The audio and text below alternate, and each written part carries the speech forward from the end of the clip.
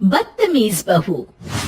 सभ्यता से भरपूर शास्त्री परिवार की इकलौती बेटी मोहिनी को बचपन में ही पढ़ाई के लिए विदेश भेज देते हैं, जहां से वो सालों बाद ग्रेजुएशन पूरी करके इंडिया वापस आती है, जो अब संस्कार, सभ्यता, संस्कृति जैसी चीजों से कोसों दूर होती है। एक सुबह मोहिनी शॉर्ट ड्रेस पहने, कानों में हेडफोन लगाए जोर जोर से इंग्लिश गाने गाती हुई घर में घूम रही होती है।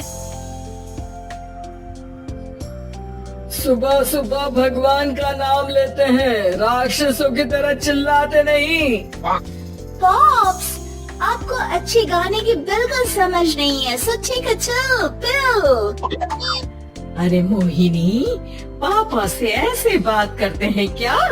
सारी तमीज भूल गई हो। ओह मॉम प्लीज, इतनी बड़ी भी कोई बात नहीं हुई, so don't overreact। ऐसे ही दिन बीतते हैं जिसमें मोहिनी के तौर तरीके, रहने और बात करने का ढंग उसके मम्मी पापा को परेशान करने लगता है।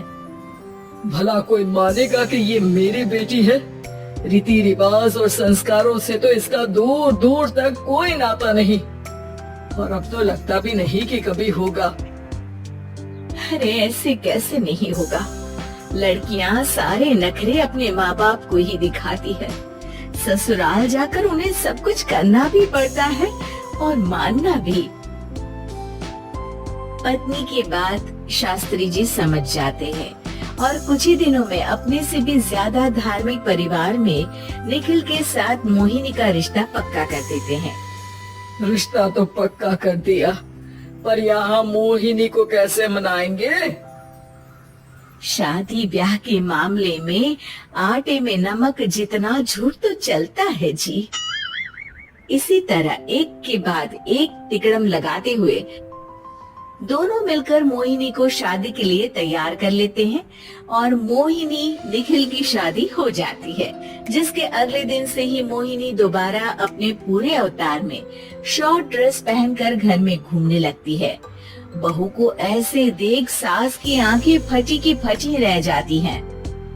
अरे ये क्या बेशर्मी है, हमारे घर की लड़कियां जींस तक नहीं पहनती और तुम बहू होकर इतने छोटे कपड़े पहनकर पूरे घर में घूम रही हो। सीरियसली मॉम, प्लीज आप अपनी इस 80 के दशक वाली सोच में मुझे इंक्लूड मत करो। हाय तौबा, एक तो बेशर्मी दिखाती है, ऊपर से सास के साथ जुबान भी लड़ाती है। अरे जल्दी कपड़े बदल कर आ, घर की पहली आरती तुम्हें ही करनी है। इतनी देर में निखिल भी वहाँ आ जाता है। माँ पापा आने वाले हैं, पूजा का सारा सामान तैयार है ना?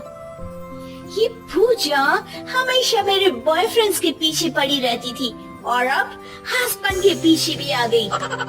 मोहिनी की बातें सुन सास तो अपना सिर पकड़ लेती है, लेकिन निखिल किसी न किसी तरह उसे पूजा के लिए कन्विंस करके कपड़े चेंज करने के लिए भेज देता है, जिस पर पूजा खत्म होने के बाद वो एक बार फिर अपनी शॉर्ट ड्रेस में आ जाती है। बहू, ये क्या तरीका है? संस्कार नाम की कोई चीज है या नहीं? नहीं ससुर जी, संस्कार मेरा दूसरा बॉयफ्रेंड था, अब तो मेरा उससे कोई कॉन्टेक्ट नहीं है। मोहिनी का जवाब सुन के ससुर तो भगवान नाम जपते वहाँ से चले जाते हैं, लेकिन सास बहू के बीच कहा सुनी फिर शुरू हो जाती है, जिसे इग्नोर करते हुए मोहिनी घर से बाहर चली जाती है और देर रात घर वापस आती है। मोहिनी, मैं जानता हूँ कि तुम विदेश में रही हो और तुम्हें वहीं की आदत है, पर यहाँ चीजें कुछ अलग है। अगर तुम उस हिसाब से कुछ एडजस्ट कर लो तो सबके लिए सही हो जाएगा। I am not in a lecture mood. Good night.